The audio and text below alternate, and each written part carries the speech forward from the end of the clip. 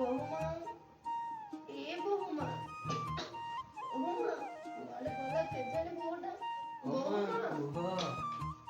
ବୌମା ଟିକେ ପାଣି ଆଣିଦେଲୁ। ହଁ ଆଣିଦଉଛି।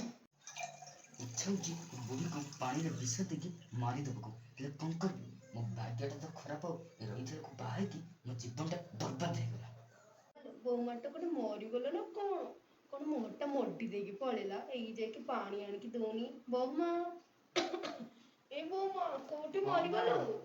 ଏଇ ମା ଭାତ ବସଉଥିଲି ବା, ହେଇନିଅ ପାଣି ନିଅ।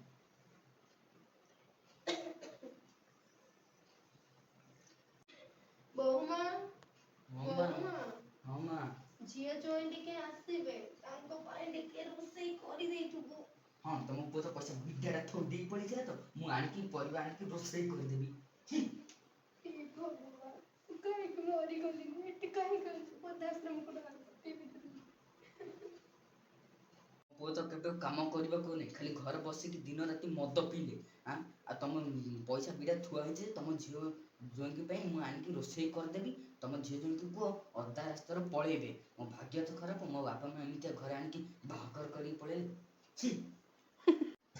ଏଇଠି ଝିଅ, ତୁ ଆଉ ଆସିନି, ତୁ ସେ ଅଧା ରାସ୍ତାରୁ ପଳା। ଏଇ ଅଲଖଣ୍ଡ ମତେ କେତେ କଥା ଶୁଣେଇ ଦେଲାଣି।